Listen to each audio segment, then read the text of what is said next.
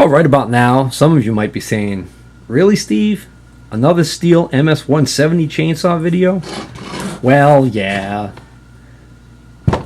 The old bird needs some attention. This is, for those of you who don't watch my channel regularly, this is my go-to branch and limbing saw, the MS 170. I like this saw because of its weight to power ratio. It's pretty decent. Ideally, I would probably like it to be just have a little bit more zip than it does. But then again, this is an old saw. It's got a lot of hours on it. A brand new one might actually have just the zip I'm looking for.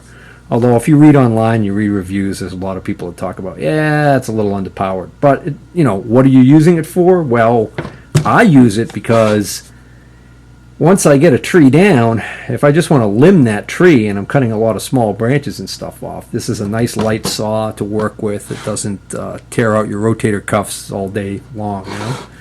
So, that being said, it's sick right now. I last used this saw months ago, several months ago. We're in the middle of March now, so it would have been, possibly last summer. Because I don't even think I used it during the fall. I didn't do much cutting this fall. It started to exhibit some unusual behavior that I don't remember exactly, but then it would not fire or restart at all. It was dead, dead, dead. And I'm not even sure if it has spark or not. So I may have finally killed this saw, because if the coil pack is gone and it's ignition related, it's pretty much not going to be worth it for me to do anything with this saw, because it would be worth more in parts to somebody else than it is to me to put in that expensive coil pack. Could be fuel delivery. That's haunted this saw time and again over the years. Although I did do, if you see my previous videos, I've done work on I've replaced the fuel lines, the in-tank fuel filter, parts in the carburetor to basically give the carburetor life again. This might even have, I think this even has a replacement carburetor. I think after several rebuilds of the carb, I finally just plunked down the cheap change for the replacement carburetor and put a whole carb in there. And then again, it continued to give me good service every time I finished repairing it for a while, and then, something gave up the ghost again. So the first thing I'm going to do is, I'm just going to take the whole bar and chain assembly off, just so I can shed some weight, and also it'll be just one less thing I got to worry about hurting myself on. Plus it's so easy to remove the bar and chain. And when I'm flipping the saw over and around, it takes up, I don't need so much, I don't need such a wide berth here on the workbench. You get this build up in here because the oil for the chain oiler causes the sawdust to stick and build up and make this waxy residue. See it all here. Periodically you want to clean this out. Not going to worry about that right now. Bigger fish to fry. I believe the tank is bone dry. Yes, it is. This saw has kind of a gremlin in it ever since the first day I've owned it, and the gremlin basically causes all of the fuel in this saw to disappear over time. It doesn't seem to matter no matter how much fuel I have in the tank when I put it away. If it's stored long enough, the fuel just disappears. It's the weirdest damn thing.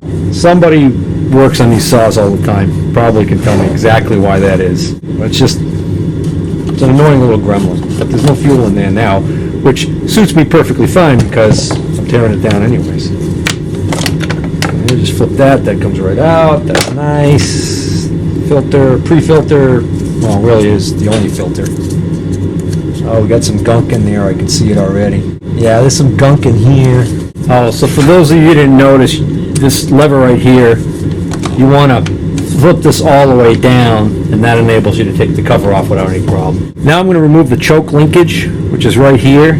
Alright, so I'm removing these two nuts that hold the carburetor and the air filter assembly onto the cylinder. Now if you can see, but down in there there's a little bit of crud, which would indicate that some stuff has possibly passed into the motor. So now that I've got that off, I can actually see the whole linkage more clearly. So this is the choke linkage right here. So I'm going to flip this up, slide this out. Hold on a second. If I flip this up and slide the carburetor out just a little bit, I could pop this out, and then this little linkage comes out. So this little hooked end here is going to go back on the carburetor arm, and this just slides in a hole right on this plastic assembly right here. I come around to this side, and we've got another linkage over here, which is the throttle linkage. Okay, that linkage is a little easier to take out. It's just a matter of popping it up, a little bit of fussing, and then you can actually leave that right like that off to the side. Then, to give myself a little bit more working room, I take this cross lever right here, this black plastic lever with the switch on it. I pop this out. This actually just pops in on this side, and then it's the other end sticks through a hole here. So you pop this side up and gently pull this way, and that whole puppy comes right out. And if you want to remove it completely, you're just going to pop this little metal thing out right here. And this is a contact. What this does is when this is placed up into the off position, this right here contacts this metal leaf spring right here, and it grounds out the ignition, so you have no spark, thereby killing the ignition. So now, all that's keeping me from removing the carburetor completely is the fuel line right here. The fuel line makes a kind of a tight turn right there, turns down and goes right into the top of the fuel tank there through a special fitting that's actually part of the line. So what I like to do is I like to move the carburetor back kind of far, then while putting something with a flat blade on it, or sometimes you can even use your finger, to keep that fuel line from wanting to move back this way. When you move the carburetor forward, you can actually pop it off of the fitting there. So just take this wide blade screwdriver, kind of get in here, and then as I'm pushing back on that fuel line, I can move the carburetor forward a little bit, and there we go. And now I just removed the fuel line from the little barb fuel fitting. Then I can bend the fuel line back out of the way, and the carb comes right out. So now, with the carburetor off, you can look right into the cylinder, and you can actually see the piston in there. The other thing you could do is you could take the muffler off, and you can see it through there. But it's not a bad idea to take a gander at that piston and see what it looks like. See a little bit of oil on it, that's good. Yeah, I see some scoring on it, but hey, you know what? It's an old saw. Nothing to get overly upset about. I'm over it already. So I'm going to definitely take the carburetor apart and investigate that and see if we can find any gunk in there. But basically, don't forget, we need three things here. We need compression, we need ignition, and we need fuel. Well, if the carburetor is the issue, we'll know when we take it apart. We'll probably find some gunk in there. Compression, you can tell just by pulling it. Still got compression. Ignition, that's the thing. Do we have ignition? Because if we don't have ignition, we could stop right now. If we don't have ignition, we can stop and we can go, hey, saw, cheap, for parts or repair. That spark plug doesn't look too bad. We got spark. Spark. Well, I'm pleased it's got spark because, quite frankly, that's the more expensive thing I was worried about. Well, that obviously, and a big hole in the piston costing no compression, but the that looks okay. Yeah, no visible holes in the piston top. That's nice. So this must be the culprit, methinks.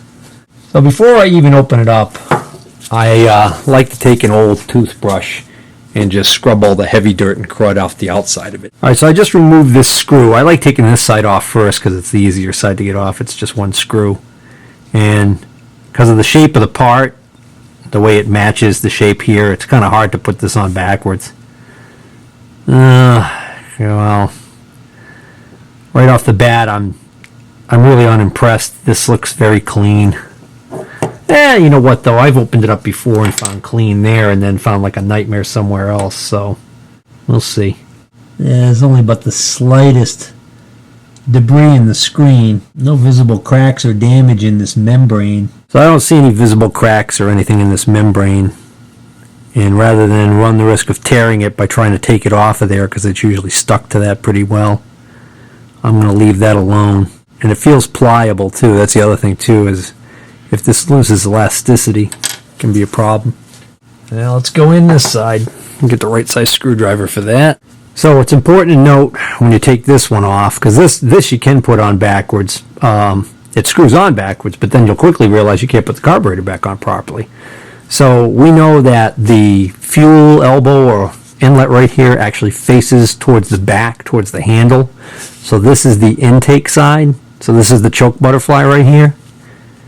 We also know that the choke lever is on the same side as the fuel line.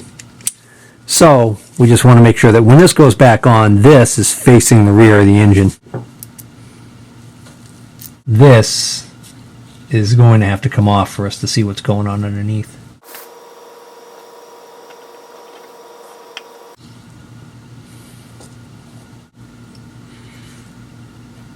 Yeah, it's pretty annoying just how clean that is. But you know, all it takes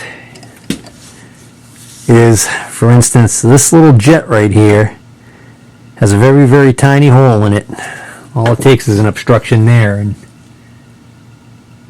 that'll do you. All right, let's open it up further. We came this far, might as well go for it. Yeah, that's not going to work. So what I like to do is I take this and I hold it up to the light and see if I can see through it. That's clean as a whistle. With these stubborn screws, sometimes it takes test fitting of a few screwdrivers to find the one that just feels right. And we don't want to lose this spring. And then we got the little needle valve. Look at the end of that. Actually looks... Oh, hey, there was a little bit of cut on the end of that. Let's look down that port. That's pretty clean. That goes right through to this side. Well, if I put this whole thing back together and everything seems to run okay and then it gets hot and dies, then I would probably want to change the spark plug. Because I have seen spark plugs that just crap out once they get hot and then still throw a spark when they're cold. I'm just already thinking ahead here because I don't like that I'm not seeing anything obvious with this carburetor. As Mr. Horse would say, no sir, I don't like it. Well, as long as I have it, take it apart, I'll squirt a little bit of carb cleaner through those orifices, and just for good measure. Well, I discovered a problem when I was reassembling this carburetor. The Chinese have really perfected their Insta-Strip technology. These 4 screws right here, I barely was putting much force on tightening them, and they stripped right out. This is the only one that actually tightens. These other 3 are pretty bad. I took them out and examined them under magnification, and I could see the actual fibers, the little splinters of metal in there. And of course, once I took those out of the hole, now it's just ridiculous how stripped out that is. Complete junk. And again, you gotta trust me. You want to be easy on tightening these, but they have to be tight. And I barely put much force on here, and they're stripped right out. And that's because this is a cheap aftermarket carburetor off of eBay. This actually is marked with a name, ANABA, Anaba? I don't know. But that's what that is, a piece of crap. This is the original carburetor I took out of this thing way back when. I actually kept it in case I wanted to try and rebuild it at some point.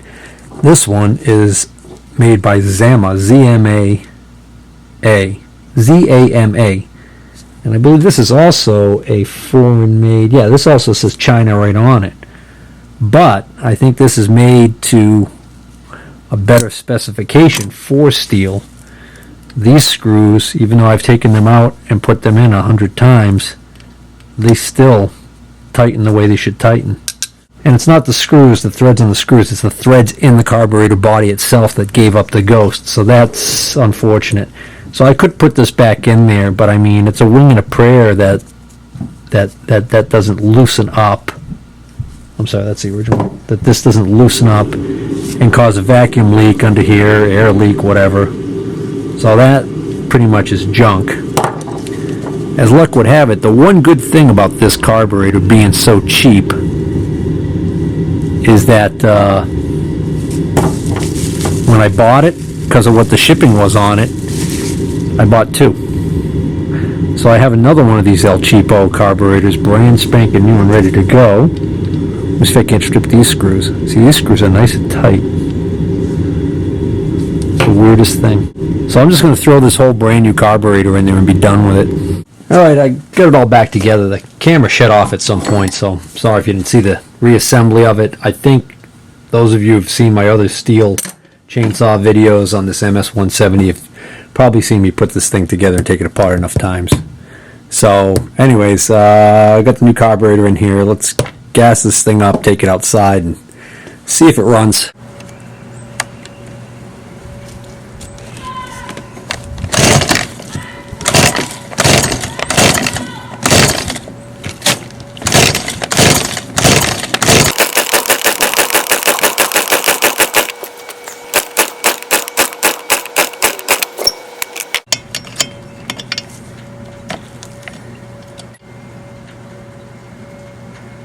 Well, now that's odd.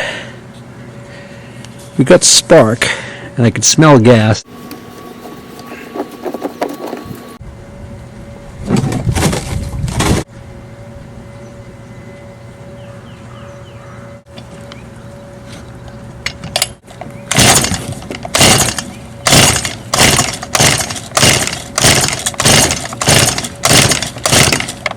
Well, there's plenty of fuel in there.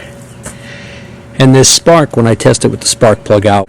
Well, when all else fails, I'm suspecting now that this spark plug is so badly fouled that even though it shows spark in open air, that once it's in there in the combustion chamber, it's getting snuffed out.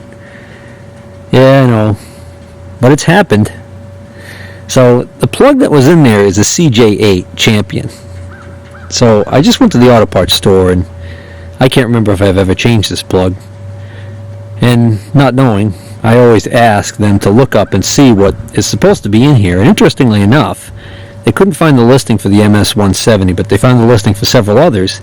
And they said they all call for the same plug, a CJ6. CJ6Y, I believe. So, interestingly enough, I asked him, and he said the CJ6Y and the CJ8 are the same plug, except that the CJ8 has a higher heat range, which might not be a bad thing. So I figure I should be able to run a CJ8 in here. And then I said to him, hey, you know what? Do you have the equivalent in NGK?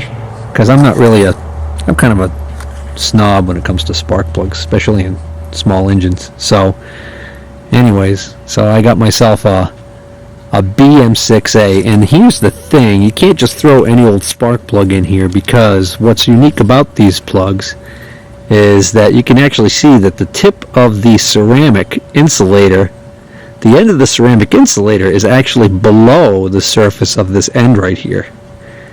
So this is a very short plug compared to a more conventional plug where you can actually see some of the white in the insulator when you look at it from the side. Alright, so let's throw... Did you gap that plug, Steve? No, I'm not going to gap it. Let's just see what happens. Oh, so just to clarify, so here's a plug I grabbed out of another saw that I have. And you can see the insulator? That is actually sticking up quite a bit more. So the end of this right here is actually quite a bit further away from the shelf here, so to speak. Still reeks of fuel. Oh, and if this doesn't work, my next suspicion is that the timing is off. In other words, that the spark is occurring at the wrong time. Now you might ask, how could that possibly happen? Well, if the keyway, the Woodruff key on the crankshaft that keeps the flywheel in the right position has sheared, the flywheel can actually rotate on the crankshaft and completely mess up the ignition timing.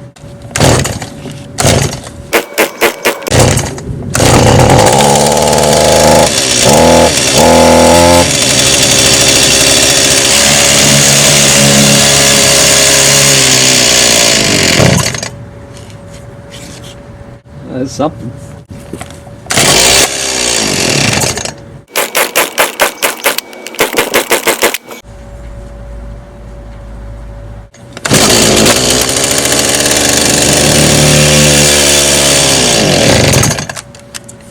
Well, it's not timing, but it's still not getting any fuel.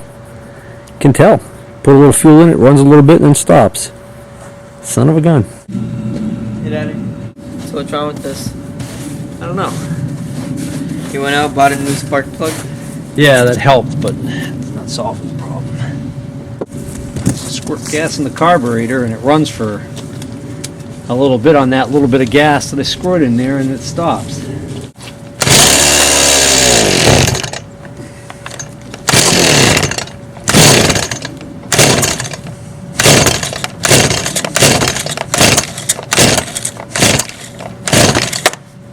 That's all it does? Yeah. Must be something very wrong with this thing. Really? Where do you get that from? I don't know. Doesn't run. Yeah. I think there's a hole in my gas line. Alright. Pretty sure I figured it out. I noticed that when I had it running with the cover off, I could see what appeared to be gas all over this area over here on the carburetor, and it was very wet with gas, and it was dripping down. And what it turned out to be is right here on my fuel line, the hose here, right, if I bend this back a little bit, right there. Very hard to see, but there are two very tiny little cracks. The rubber is actually damaged right there. There's a hole right there. So when I did have it running, gas was kind of spraying out of here a little bit. And also probably air was being sucked in. So the little diaphragm that acts as a fuel pump inside the carburetor wasn't able to generate enough lift to keep the fuel flowing. So I've got to get a new one of these. I really am perturbed that this is damaged, because I just replaced this not long ago, but I can't help but think that I may have done that myself inadvertently in the process of pushing this on with a screwdriver or something too sharp at some point.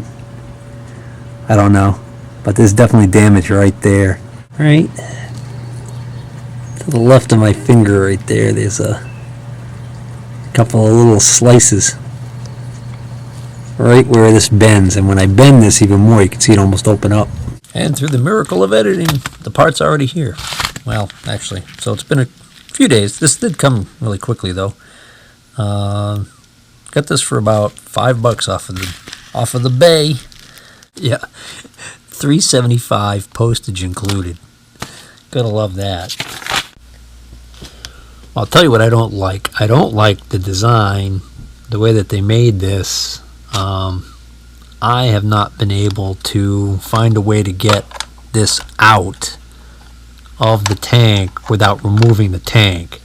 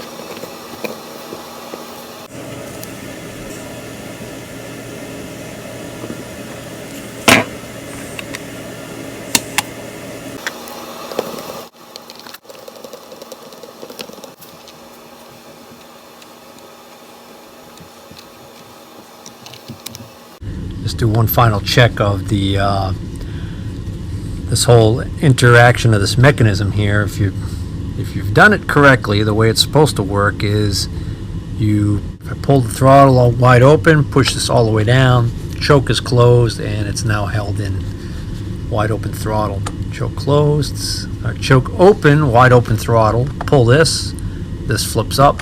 Beautiful. Time to see if all the work on the MS270 paid off.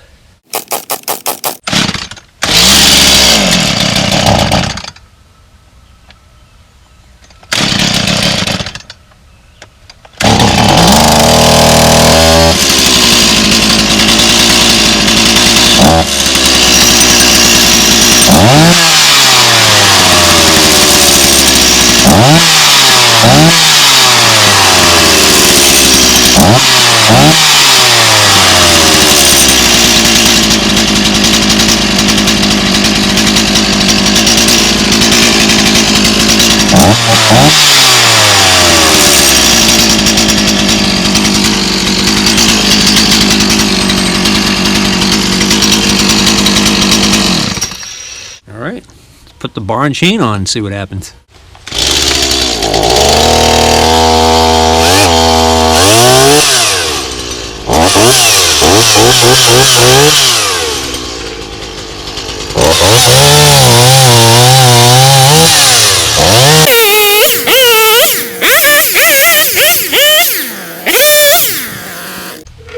Alright, works fine.